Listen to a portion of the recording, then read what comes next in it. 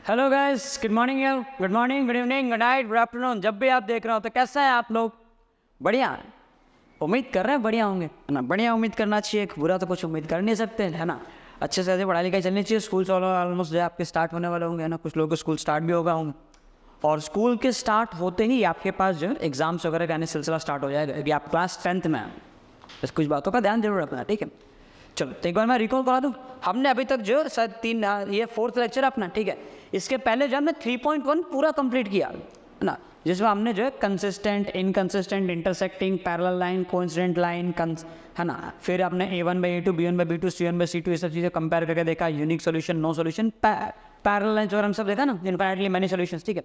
अब हमें आगे बढ़ना है ना। हमने सॉल्व करने का तरीका देखना कि अब जो ग्राफ बन जाए, है ना। अब मान लो इक्वेशन बन गया वर्ड प्रॉब्लम से, तो उस इक्वेशन को सॉल्व करके आंसर कैसे लाया जाए।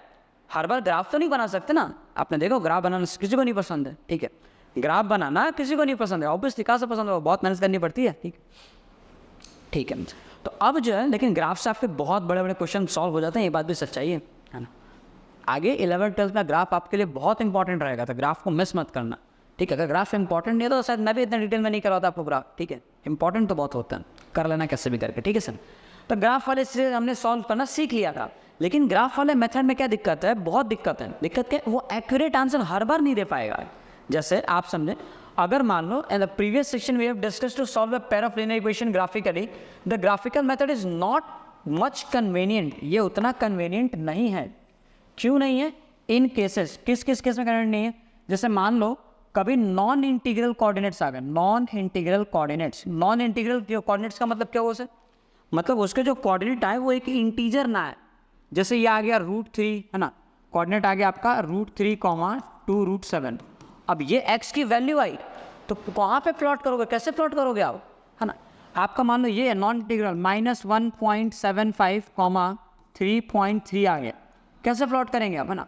4/13, 1/90, इस टाइप के कोऑर्डिनेट्स आने स्टार्ट हुए। x की वैल्यूज y की वैल्यूज, तो हम कैसे प्लॉट कर पाएंगे और एक्यूरेट आंसर कैसे निकाल पाएंगे। तो इन्हीं सारी समस्याओं से निकलने के लिए हमने अलजेब्रिक मेथड को ज़्यादा प्रेफरेंस दी और ग्राफिकल मेथड को उतना ज़्यादा प्रेफर्ड नहीं किया हमने। सो देखिए हमारे पास पहला जो है सब्स्टिट्यूशन मेथड। अब अलजेब्रिक मेथड हमारे पास 3 तरीके होते हैं, 3, है ना। मैं आपको तीनों बता दूं, 3 तरीके हमारे पास कौन कौन से होते हैं। एक सब्स्टिट्यूशन होता है, एलिमिनेशन होता है, और एक होता है क्रॉस मल्टीप्लिकेशन। तो क्रॉस मल्टीप्लिकेशन मेथड थोड़ा बच्चों को लेंदी लगता है ना, हार्ड नहीं, लेंदी लगता है। वो मेथड, अच्छी न्यूज़ ये है कि वो मेथड हटा दी गई है। इस साल के आपके सिलेबस में क्रॉस मल्टीप्लिकेशन मेथड नहीं है, डिलीट कर दी गई है। तो इन शॉर्ट आपको 2 ही मेथड पढ़ने हैं, एक सब्स्टिट्यूशन और दूसरा एलिमिनेशन। क्लियर? चलो तो स्टार्ट करें सब्स्टिट्यूशन से। तो देखो हमारे पास सब्स्टिट्यूशन को सॉल्व करने का तरीका क्या है ना। मैं आपको स्टेप बाय स्टेप अगर मैं आपको बताऊं, तो सबसे पहले आपको टारगेट करना, दो इक्वेशन में से कोई एक इक्वेशन उठाओ और किसी भी एक में से x और y की वैल्यू उठा लो।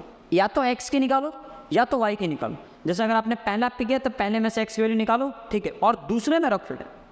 या फिर अगर आपने दूसरा पिक किया है तो दूसरे में से x की वैल्यू निकालो और इसमें रखो।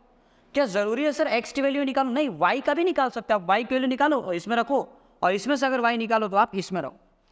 इसको एक बार रिवाइंड करके दोबारा सुनो ना, अगर कंफ्यूजन है तो। x की निकालोगे तो इसमें x से रखोगे, और y की निकालोगे इसमें रखोगे, ठीक है। इसमें से निकाल के इसमें रखा, ध्यान रखना। क्लियर? चलो अब किसका निकाले सर? इसमें भी कोई तरीका होता है, हम किसी की वैल्यू निकाल सकते हैं, तो सही है, लेकिन इसमें भी कोई तरीका है। बिल्कुल ना, आपको ध्यान रखना, ज़्यादा प्रीफरेंस आपको किसको देना है। आप ऐसे नंबर को ज़्यादा प्रेफरेंस दें, ऐसे वेरिएबल को जिसका कोफिशिएंट 1। जैसे यहाँ पे देखो x का कोफिशिएंट कितना है, 1। इससे फ़ायदा होता है, बहुत फ़ायदा होता है, करोड़ों का फ़ायदा होता है। देखो इसका कोफिशिएंट कितना है, 1। आपको वैसे वेरिएबल को प्रेफरेंस देना है, दोनों इक्वेशन में से जिसका कोफिशिएंट 1 आ जाए उसकी वैल्यू आप निकाल लो। क्यों सर, क्या फ़ायदा होगा? देखो मैं आपको बताता हूँ। जैसे इस वाले के अंदर अगर मैं सॉल्व करूँ तो मैं x = 2y को जब शिफ्ट कर दूँगा तो क्या मिल जाएगा अपने को, 3 - 2y। ये x की वैल्यू आ गई और इसको मैं डायरेक्ट उठा के इसमें रख सकता हूँ। वही अगर मैंने मान लो कि इसमें से x की वैल्यू निकाली होती तो 7x - 15y = 2। सो 7x = क्या हो जाता, 2, और -15 क्या आ जाएगा, +15y। एंड देन x की वैल्यू आ जाएगी आपकी 2 + 15y / 7। तो ये फ्रैक्शन में आ जाएगी, और फ्रैक्शन में आते ही नंबर थोड़े खतरनाक दिखना स्टार्ट हो जाते हैं, उनका रूप बदल जाता है। तो ज़्यादा आसान हमें ये पड़ेगा, इसलिए हमें किसको प्रेफरेंस देना है, जिसका वेरिएबल है ना वेरिएबल का कोफिशिएंट, उसके आगे नंबर अगर 1 है तो मैं उसी की वैल्यू निकाल कर दूसरे में रखूँगा। सब्स्टिट्यूशन मेथड का है क्या ये, ठीक समझ गए। तो ये है कि आपको प्रीफर करना है। अब चलो मैं इसको जरा मिटा देता हूँ, अपन शुरुआत करते हैं। तो मैं यहाँ पे x वैल्यू निकाली, तो हमने यहाँ पर रखा x is equal to 3 minus 2y from equation 2। ये कहाँ से निकाला मैंने, मान लो ये इक्वेशन 1 है आपका और ये आपका इक्वेशन 2 है, तो सेकंड इक्वेशन निकाला मैंने, है ना। Put this value, now put this value, put the value of x in equation 1 में रख दो। तो 7 टाइम्स ऑफ x का क्या रख देंगे, 3 माइनस 2y माइनस क्या था 15y इज इक्वल टू 2। अब सॉल्व करो, 7 3 ज़ा 21, 7 2 ज़ा 14y minus 15y is equal to 2 आ जाएगा। 21 को टाइम पे यहाँ फेंको, ठीक है, तो माइनस 14 माइनस 15 माइनस 29 आ जाएगा। Minus 29y is equal to 2 minus 21, है ना, कितना आ जाएगा ये, माइनस 19।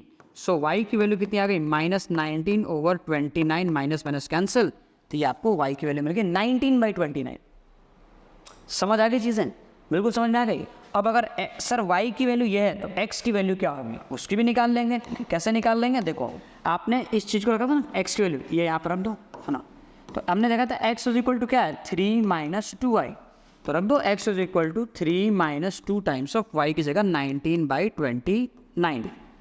जब सॉल्व करेंगे तब में मिलेगा, ये एलसीएम लो, 29 से कितना होता है 87, माइनस 19 2 से कितना आ जाएगा 38, अपॉन में कितना आ रहा है 29, ठीक है, x की वैल्यू।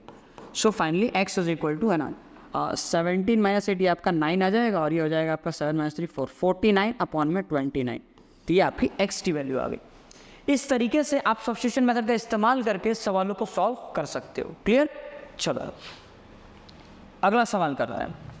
अच्छा, अगले सवाल में रिमार्क बहुत ही इंपॉर्टेंट बात जो मैंने आपको बताई है ना, we have substituted the value of one variable by expressing it in terms of other variable to solve the pair of linear equations, that is Y, है ना, the method is known as substitution method. हम यहाँ पे कर क्या रहे हैं, एक की वैल्यू निकाल के दूसरे में रख रहे हैं, और इस प्रोसेस को एक से निकाल के दूसरे में रखना, इसे सब्स्टिट्यूशन कहते हैं ना। सब्स्टिट्यूशन मेथड इंग्लिश में एक वर्ड होता है सब्स्टिट्यूट का मतलब होता है कि इसको एक से उठा के दूसरे में रखना, तो सब्स्टिट्यूशन मेथड इसलिए कहा जाता है। क्लियर हो गई चीज़ें, चलो। और नेक्स्ट यहाँ पे इंपॉर्टेंट पॉइंट ये रखना कि एक में से अगर आपने वैल्यू निकाली तो उसे आप दूसरे इक्वेशन में ही रखोगे, उसमें से निकाल के उसी मत रख देना, ठीक है। आगे बढ़ें, example number 5, solve the following equations. अच्छा, आफ्ताब टेल्स हिज डॉटर, याद है ये आपका, ये नहीं आप लोगों ने डिलीट कर दिया गया ना, ठीक है, मैं आपको बताता हूँ। Aftab tales his daughter 7 years ago, है ना, तो ये एक बहुत ही स्पेशल टाइप ऑफ प्रॉब्लम है, इस पर ज़रा ध्यान है ना, स्पेशल गौर फरमाइएगा, ठीक है। इस टाइप के प्रॉब्लम को हम कहते हैं एज रिलेटेड प्रॉब्लम्स। अब ये कैसे होते हैं sir, age related problem solve कैसे करना है, ठीक है। एज रिलेटेड प्रॉब्लम के सबसे आपको सॉल्यूशन करने का तरीका, आपको सबसे पहले मानना होगा, दो लोग है ना, हमेशा दो लोग होंगे, 2 लोग या फिर 2 से ज़्यादा भी हो सकते हैं, ठीक है, बट फिलहाल आप 2 लोगों के बारे में सीखेंगे, आफ्ताब और उसके डॉटर पर। तो आप दोनों हमेशा प्रेजेंट एज मान लीजिए, तो आपको मान लेना है let the present age of Aftab and his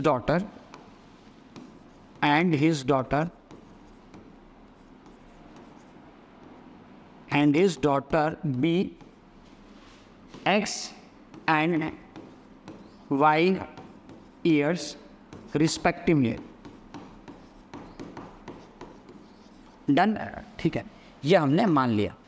अगर ये पार्ट जो है सेलेक्ट हो जाए तो हम इसको थोड़ा सा छोटा करके लिख देंगे। डन, थोड़ा सा छोटा कर देते हैं,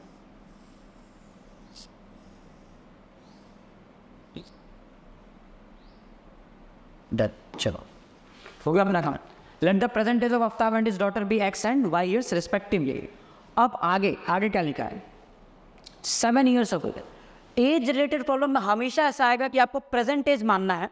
आपसे बोलेंगे 7 साल पहले, 5 साल पहले, 6 साल पहले, जितना साल पहले बोले उतना आपको माइनस कर देना है, ठीक है। और दोनों में से क्यों, क्योंकि समय सबके लिए इक्वल है। मान लो कि अगर आज मेरी उम्र जो है ना, अगर आज के दिन मैं 22 साल का हूँ तो 6 साल और जो ना, मेरा एक भाई है जो 10 साल का है ना। तो आप 6 साल पहले की अगर बात करो तो मेरे में से भी 6 साल माइनस होगा और मेरे भाई में से भी 6 साल माइनस होगा। तो 6 साल पहले मैं 16 ईयर्स का था और मेरा भाई जो है 4 साल का था, है ना। आपको ये फिलॉसफी समझ में आ रही क्या? दोनों में से माइनस करना होगा आपको, क्लियर है? Okay, let the percentage of Aftab and his daughter be X and Y respectively. मैंने एग्जांपल गलत दे दिया वैसे, है ना। आप मान लो ना आपका भाई है ना, आप और आपके भाई का एग्जांपल लेना है, समझे? चलो, X and Y is respectively. तो अगला काम यह है, आपको दिया हुआ 7 ईयर्स अगो, तो आप इस तरीके से लिखें, है ना। नाउ अकॉर्डिंग टू क्वेश्चन के अनुसार आफ्ताब ने कहा क्या है 7 ईयर्स एगो। तो 7 ईयर्स एगो समझते ये देखो, आपको ये ध्यान रखना है ना। आफ्ताब्स एज, सवाल के अकॉर्डिंग आफ्ताब की जो उम्र है वो कितनी हो जाएगी? Aftab's age is equal to X minus 7 years, ध्यान रखना। And daughter's age, his daughter's age, his daughter's age is equal to Y minus 7, क्योंकि 7 साल पहले तो उनकी उम्र भाई कम हो जाएगी ना, ठीक है। डन, ये हो जाएगा, उनकी उम्र इतनी कम हो जाएगी, ठीक है।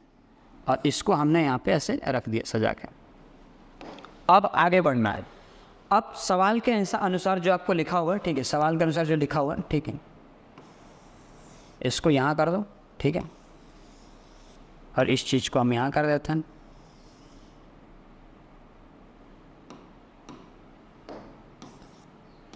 ये चीज़ डिलीट हो जाएगी, क्लियर?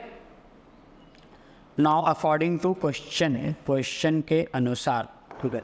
इसके ऊपर क्या लिखना है? इसके ऊपर आप ऐसे लिख देना 7 ईयर्स एगो, क्योंकि ये कहानी आप 7 साल पहले की बता रहे हो ना, तो यहाँ पे लिख देना 7 ईयर्स एगो, 7 ईयर्स एगो। 7 साल पहले आफ्ताब की एज ये थी, उसकी बेटी की एज ये थी। अब जैसे सवाल में लिखा हुआ है, सवाल में क्या लिखा है? 7 ईयर्स एगो। 7 ईयर्स एगो से मुझे ये बात समझ में आ गई। आगे क्या लिखा? आई किसके लिए वर्ड यूज़ किया गया? आफ्ताब के लिए। तो आफ्ताब की उम्र लिख दो यहाँ पे x माइनस 7। वॉज मतलब इज इक्वल टू 7 मतलब 7, टाइम्स यानी multiply, as old as you यानी उसकी डॉटर, तो डॉटर कितनी है? y minus 7। बन गया पहला इक्वेशन, है ना। देखो क्या हो जाएगा, x minus 7 is equal to 7 into Y, 7y minus 7 7 जा 49। इसको यहाँ शिफ्ट कर दो तो x minus 7y is equal to minus 49 plus 7, तो आपको मिलेगा x minus 7y is equal to minus 42। तो ये बन गया आपका अगला इक्वेशन है। समझ आ गया? अगला इक्वेशन समझ आ गया क्या? इसको भी थोड़ा छोटा कर दिया हमने और इस चीज़ को हमने यहाँ पे ऐसे मेंशन कर दिया क्लियरली। अब थोड़ा सा आगे चलें, थोड़ा सा आगे, फिर अगला क्या लिखा है? Next also 3 years from now, यानी आफ्टर 3 ईयर्स की बात चले तो हमें यहाँ पे लिखना होगा आफ्टर 3 ईयर्स, आफ्टर 3 ईयर्स, 3 साल बाद। तो 3 साल बाद आफ्ताब की एज कितनी हो जाएगी? Aftab's age is equal to X plus 3 years, ठीक है। हिज डॉटर्स एज, उसकी जो बेटी है, his daughter's age is equal to Y plus 3 years. Done. अब आपको आगे अगला इक्वेशन बनाना है, ठीक है। तो अगले इक्वेशन में फिर से आप यहाँ पे मेंशन करते हैं ना, अकॉर्डिंग टू क्वेश्चन, है सवाल के अनुसार, ठीक है। क्या बन रहा है? 3 ईयर्स फ्रॉम नाउ, मतलब अभी से 3 साल बाद, आई मतलब फिर से आफ्ताब यानी x plus 3, shall be will be become became, सबका मतलब इज इक्वल टू आएगा, तो इज इक्वल टू लगा देना। शैल बी 3 यानी 3 टाइम्स यानी multiply as old as you यानी उसकी बेटी यानी y प्लस 3, यहाँ आ जाएगा आपका y प्लस 3। अब सॉल्व करें तो x plus 3 is equal to 3 into Y, और 3 3 जा 9 हो जाएगा। So x minus 3y is equal to, है ना, 9 माइनस 3 आ जा रहा है, clear. So x minus 3y is equal to 6 आ जाएगा, है ना। ये आपका दूसरा इक्वेशन हो गया। अब फिर से मतलब क्या सर? फिर से मतलब ये हमें ये चीज़ तो लेनी ही थी, ठीक है, हो गया ये, ठीक है। 2 इक्वेशन तो बन गए आपके। अब 2 इक्वेशन बने, दोनों इक्वेशन को अपन एक साथ लिख देते हैं। पहले दोनों इक्वेशन को मैं हाईलाइट कर दूँ अच्छे से। देखो ये है आपका पहला इक्वेशन, इक्वेशन 1, और ये है आपका दूसरा इक्वेशन, दैट इज इक्वेशन 2। अब कैसे क्या करना है देखो जरा हमसे, किसी भी एक इक्वेशन में से वैल्यू निकालो और दूसरे में रख दो। तो मैं काम करता हूँ, सेकंड में से मैं एक्स की वैल्यू निकाल लेता हूँ, गो की कोफिशिएंट इसका 1 है। तो आगे जब मैं इसको सॉल्व करूँगा, सो एक्स इज इक्वल टू क्या मिलेगा 6 + 3y, ठीक है। और इसको मैं उठा कर रखूँगा इस वाले इक्वेशन के अंदर। तो यहाँ से क्या मिलेगा मुझे, एक्स की जगह क्या रखना है मुझे 6 + 3y - 7y है, और इज इक्वल टू क्या है -42।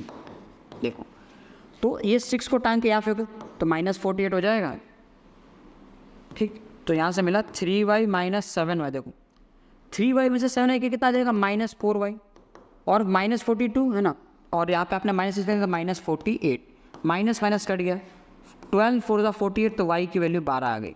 y की वैल्यू 12 मतलब उसकी डॉटर 12 साल की थी, और ये y की वैल्यू आप उठा के इसमें रख दो, ठीक है। तो आपको x इज इक्वल टू कितना मिल जाएगा 6 + 3 टाइम्स ऑफ 12, तो 12 3 से कितना आ जाएगा 36, 36 + 6 कितना आएगा 42, मतलब आफ्ताब जो है 42 ईयर्स का था। आप इन चीज़ों को अगर आप स्टेटमेंट में लिखो तो आपको यहाँ लिख देना therefore Aftab's present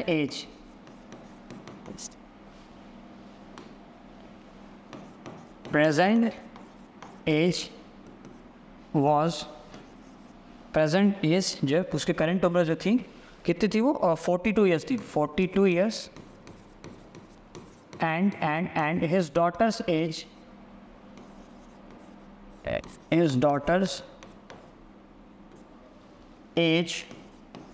was 12 years, ठीक है। लास्ट में इस तरीके से आपको आंसर्स मेंशन करना है एज रिलेटेड प्रॉब्लम के, क्लियर। चलो नेक्स्ट क्या है अपने पास, छठा example, in A shop the cost of 2 pencil and 3 eraser is 9 rupees, है ना। 2 पेंसिल है और 3 इरेजर है, 9 रुपये दिए हैं। तो अगेन फिर से सेम प्रोसीजर फॉलो करना है, लिखेंगे अपन let the cost of one pencil and 1 pen be ₹X and ₹Y respectively. Done respectively. Clear. अब सॉल्व करेंगे अकॉर्डिंग टू क्वेश्चन, सवाल के अनुसार क्या है, 2 पेंसिल और 3 इरेजर, तो 2 पेंसिल का कॉस्ट 2x लिख दो यहाँ पे 2x, और 3 पेंसिल का कॉस्ट कितना आ जाएगा, 3 इरेजर, अच्छा इरेजर है क्या, पेन नहीं इरेजर है, ठीक है। तो काम करो इसको कर दो इरेजर, है ना, तो हम यहाँ लिख देते हैं इरेजर, ठीक। थोड़ा सा छोटा कर देंगे और यहाँ कर देंगे शिफ्ट, ये समझ लेना। Let the cost of 1 pencil and 1 eraser be X and Y।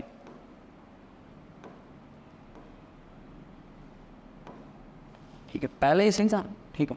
1 pencil and 1 eraser be X and Y। तो हमने 2 पेंसिल लिया और 3 इरेजर, तो 2 पेंसिल का 2x और 3 इरेजर का कितना हो जाएगा 3y हो जाएगा। 3 इरेजर का आपका खर्चा जो है टोटल आ जाएगा 3y, और कितना रुपए दिए उसने 9 रुपए दिए। पहला इक्वेशन रेडी है। दूसरे में क्या बोला है, 4 पेंसिल 6 इरेजर और 18 रुपये। तो देख लो 4 पेंसिल यानी 4x, 6 इरेजर यानी 6y, और टोटल कॉस्ट कितना 18 रुपये। ये बन गया आपका सेकेंड। अगर ध्यान से ऑब्जर्व करो तो तुम्हें देगा ये डबल है, 2 का डबल, 3 का डबल, 9 का डबल। ये तो डिपेंडेंट इक्वेशन है, इन्फिनेटली मैनी सोल्यूशन देगा। कैसे, क्योंकि a1/a2, b1/b2 और c1/c2 सब सेम आएंगे। तो सर इसे कैसे सॉल्व करेंगे, इन्फिनेट आंसर आएंगे इसके। तो देखो सॉल्व कैसे करना है, इनको सॉल्व करने का जो तरीका होगा उसके लिए आपको क्या करना, सब्स्टिट्यूशन मेथड में, ठीक है। किसी एक की वैल्यू आप निकाल लो, है ना। तो किसी भी एक की अगर मैं वैल्यू निकालूँ तो मैंने एक काम किया, इसकी वैल्यू निकाल देते हैं, है ना। यहाँ से इसकी वैल्यू निकाल दो आप, ठीक है, 4x वाली। तो हमने सॉल्व किया, तो 4x is equal to 18 - 6y, then x is equal to 18 - 6y divide by 4। ये आ गया। अब इसको उठा के आपको रखना है इस वाले इक्वेशन में x की जगह पे, ठीक है। तो हमने ये काम भी कर दिया। 2 × x जगह क्या रखेंगे अपन, 18 - 6y डिवाइड बाई 4। अच्छा, plus 3y is equal to 9। Solve करो, ये देखो कट जाएगा, नीचे क्या आ गया 2, है ना। तो 18 - 6y अपॉन में 2 plus 3y is equal to 9। LCM लेना पड़ेगा। सो 18 minus 6y plus 3 to 6y है ना, और अपॉन में जो 2 था वो क्रॉस मल्टीप्लाई करके 9 टू कितना आएगा 18, 6y माइनस 6y कट गया, देखो क्या बचा 18 इज इक्वल टू 18। ये क्या है सर, 18 इज इक्वल टू 18 आया है, क्या x है इसमें, नहीं, क्या y है, नहीं, मतलब कुछ बचा ही नहीं, सारे के सारे वेरिएबल कट गए।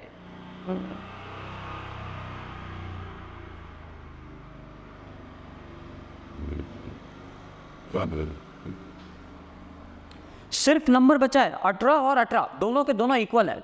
तो इस टाइप की सिचुएशन का मतलब क्या हुआ, क्या ये वैल्यू x पे डिपेंड करेगा, नहीं, क्या y पे डिपेंड करेगा, नहीं, किसी पे डिपेंड, 18 18 तो हमेशा आएगा, x तुम कुछ भी लो, ये वही तुम्हें रिप्रेजेंट करने को कहा, x की वैल्यू आप कुछ भी ले लो, इससे कोई फर्क नहीं पड़ेगा, एंड में 18 इज इक्वल टू 18 आ रहा है, तो x की जगह मैं कुछ भी ले सकता हूँ, कुछ भी मतलब कोई भी वैल्यू आ सकती है, y की वैल्यू भी कुछ भी आ सकती है, मतलब इसका एक आंसर नहीं आएगा, कोई भी और कुछ भी तो नहीं, ऐसे एक्स और वाई सेटिस्फाई होना चाहिए। लेकिन आप ये बात समझ लो कि एक्स वाई पे डिपेंड नहीं कर रहा, इसका मतलब एक्स और वाई की एक वैल्यू नहीं आएगी, अनंत आएगी। आगे जब भी आप सॉल्व करो और आपको कुछ ऐसा देखने मिल जाए, समथिंग एक कांस्टेंट नंबर है ना, मान लो 5 इज इक्वल टू 5 आ जाए, 7 इज इक्वल टू 7 आ जाए, कुछ भी मतलब उसमें एक्स और वाई का इन्वॉल्वमेंट खत्म हो जाए, तो आपको ध्यान रखना है, इसका मतलब क्या होता है, इसका मतलब होता है infinitely many solutions, infinitely many solution, समझे, ये इसका आंसर हो जाएगा।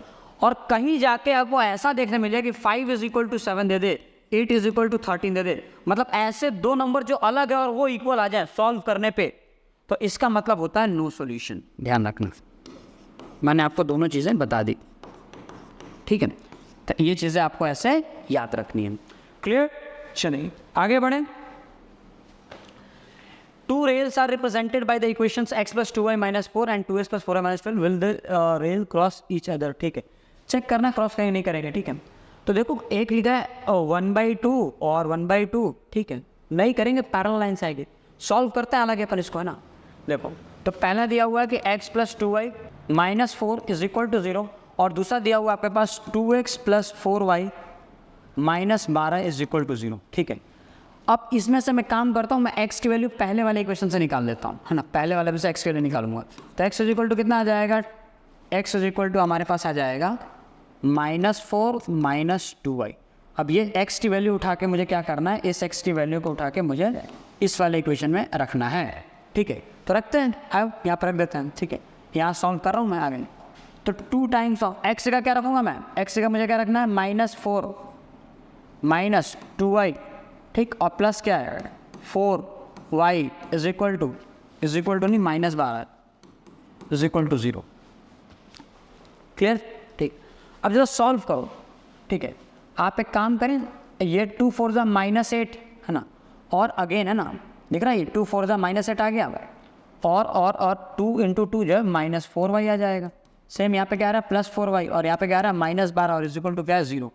-4 + 4 कट जाएगा, -8 और -12 मिलकर -20 हो जाएंगे, और इज इक्वल टू में आ गया 0।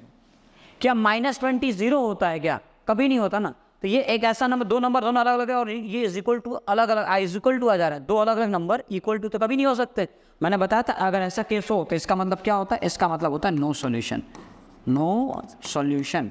आपसे क्वेश्चन में क्या पूछा था, will the rails cross each other, rail मतलब क्या हुआ, स्ट्रेट लाइन ना, रेल याद है, रेलगाड़ी है ना, रेलवे ट्रैक वो स्ट्रेट होता है ना, तो ये वही दो इक्वेशन दिए हुए हैं, स्ट्रेट लाइन पूछा है, कभी क्रॉस करेंगे कि नहीं करेंगे, तो कभी क्रॉस नहीं करेंगे, पैरेलल रहेंगे। क्लियर, चलो अगला सवाल क्या है, for what value of P and Q will the following pair of linear equations have infinitely many solutions. अब ये एनसीईआरटी एग्जाम्पल का सवाल है और बहुत ही बढ़िया सवाल है। इसमें पूछा है कि पी और क्यू के किस वैल्यू के लिए इनफाइनाइटली मेनी सॉल्यूशंस होगा, मतलब आपको इनफाइनाइटली मेनी सॉल्यूशंस ही बनाना है। पी और क्यू की वैल्यू आप कुछ भी ले सकते हो, आपका आज़ाद हो, ऐसे वैल्यूज लो जिससे ये इनफाइनाइटली मेनी सॉल्यूशंस बन जाए। तो देखो आपको कंडीशन ध्यान रखनी है, इनफाइनाइटली मेनी सॉल्यूशन है, इसका मतलब कि a1/a2 जो है वो b1/b2 के इक्वल आना चाहिए, और ये c1/c2 के इक्वल आना चाहिए, है ना। तो काम करो, सबसे पहले निकाल लेते हैं सर, पहले a1/a2 निकाल तो लें, है ना। तो हमने यहाँ पे निकाला a1/a2 कितना आया 4, और अपॉन में a2 कितना हो जाएगा 2p + 7q। अब ये आपने कैसे बता दिया सर, देखो बहुत आसानी से, इसमें x के आगे जो नंबर है वो a1 है, समझ में आ रहा है, तो इसमें भी x के आगे वाले नंबर को a2 बोल देंगे, बात खत्म। जो y के आगे हो क्या हो जाएगा आपका b2, और जो पीछे पूरा बच गया क्या हो जाएगा आपका c2। ऐसे ध्यान रखना आपको, ठीक। अब निकालो, यहाँ पे क्या आ जाएगा b1/b2, तो b1/b2, b1 कितना है आपका 5, सिर्फ नंबर लेना, वेरिएबल मत डालना, y मत लिख देना आप, ठीक है। और b2 कितना है p + 8q, and c1/c2, c1 कितना है 2 और c2 कितना है 2q - p + 1। अब ये तीनों इक्वल है आपस में, तो मैं सबसे पहले 2 को उठाता हूँ, है ना, और 2 को कर देता हूँ इक्वल।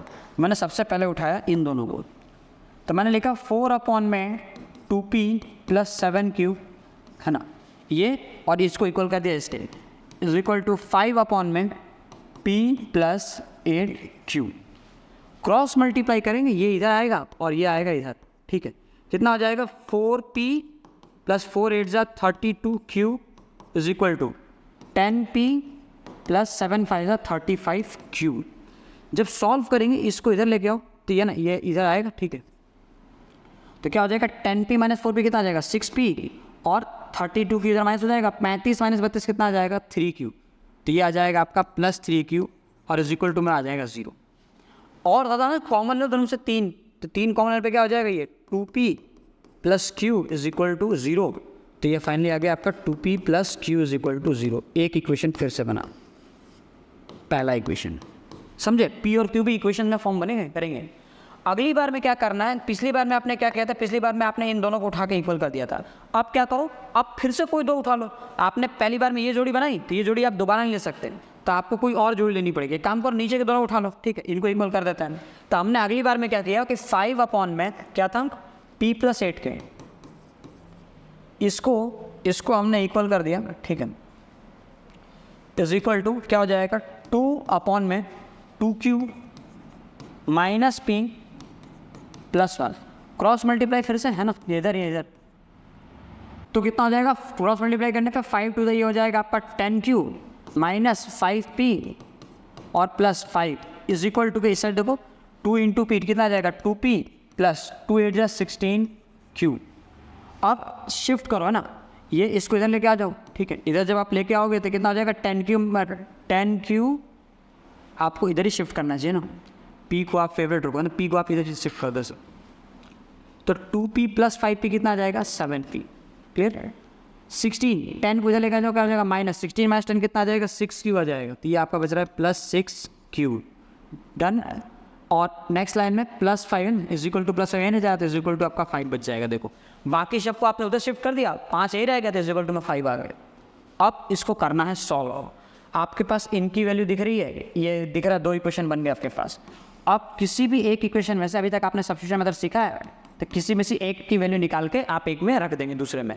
तो मैंने आपको बताया था प्रीफरेंस देना है जिसका वेरिएबल के आगे का नंबर 1, तो इसमें तो 7 और 6 है, देखो इसमें एक 1 दिख रहा है, तो मैं इसमें से q की वैल्यू यहाँ से निकाल लूँगा। तो मैंने यहाँ से निकाला q = क्या हो जाएगा, q = कितना आ रहा है आपका -2p। अब ये आपको उठा के रख देना है इसके अंदर, इसके अंदर रख देंगे अपन, ठीक है। तो चलो इसको आगे सॉल्व करते हैं। q की जगह पे, है ना, थोड़ी सी q की जगह पे आपको इसको यहाँ पे पुट कर देना है। चलो जब पुट करेंगे अपन तो क्या हो जाएगा 7p + 6 × q की जगह क्या आ जाएगा -2p = 5। तो 7p ± और 6 2 12p = 5। तो 7p - 12p कितना आ जाएगा -5p आ जाएगा = 5। तो p = 5/5 कैंसिल आउट करके ये देखो p की वैल्यू जो है -1 आ जाएगी। और जब p की वैल्यू -1 आए, इस वैल्यू को आपको क्या करना है, इसको उठा के आप रख दो इसमें, ठीक है। तो यहाँ से आपको क्या मिल जाएगा q = -2 × -1, सो q = -1 प्लस, और ये 2 आंसर आ जाएगा। तो p की वैल्यू -1 और q की वैल्यू -2, ऐसे आपको सॉल्व करना है, क्लियर। तो आज के लेक्चर में हम सिर्फ इतना ही सवाल करने वाले हैं। इसके बाद जो आपको नोट्स वगैरह आपको डाउनलोड कर लेना है ग्रुप से, है ना, ये बात मैं आपको बार बार अनाउंस कर दे रहा हूँ कि इसके जो नोट्स हैं वो आपको टेलीग्राम के ग्रुप में मिल जाएंगे, और उस ग्रुप की लिंक आपको डिस्क्रिप्शन बॉक्स में मिल जाएगी, ठीक है। तो वहाँ ज्वाइन कर लें, इसके नोट्स भी मिल जाएंगे, प्लस आपको एक्स्ट्रा मटेरियल्स सॉल्व करने के लिए क्वेश्चन वगैरह और इंपॉर्टेंट क्वेश्चन की लिस्ट वगैरह वहाँ मिलती रहेगी। मैथमेटिक्स के अलावा भी जो भी क्वेश्चन अवेलेबल होंगे साइंस वगैरह में, वो मैं आपको प्रोवाइड करा दूँ वहाँ पे, क्लियर सर भाई। तो चलिए आज के लेक्चर को हम यहीं पे ख़त्म करते हैं। टिल दैट आप जो है पढ़ाई करते रहें, नोट्स बनाएं और एनसीईआरटी सॉल्व करके रखना, है ना, चीज़ों को रिवाइज करते रहना, है ना। एक अच्छा स्टूडेंट वो नहीं होता जो ज़्यादा, है ना, ज़्यादा देर तक पढ़ता है। ये ज़्यादा देर का पढ़ने का मतलब ये कि आपने क्वेश्चन सॉल्व करें। अच्छा स्टूडेंट है जो रिवीजन बार बार करे। क्यों ऐसा? क्योंकि रिवीजन करने से चीज़ें आपको याद रहती है, और अगर आपको याद रहेंगी तो ही आप उससे लॉन्ग टर्म पे आना। आपने बार बार आपने मान लो आपने बहुत सी चीज़ें पढ़ी, आपने एनसीईआरटी एक बार बनाई, आपने जो एक बार आरडीएसएम बना दी ना, तो चीज़ें आपको लॉन्ग टर्म तक याद रहे इसकी कोई गारंटी नहीं होती। हाँ, लेकिन आप एनसीईआरटी को 2 बार 3 बार अगर आप सॉल्व कर लो, ठीक है, तो वो आपको याद रहेंगे, ठीक है। सो रिवीजन करते हैं ना, आपको चीज़ें याद रहेगी सर, ठीक है। तो चलिए फिर मिलते हैं ना। टिल दैट पढ़ाई करें, ऑल द बेस्ट, बाय।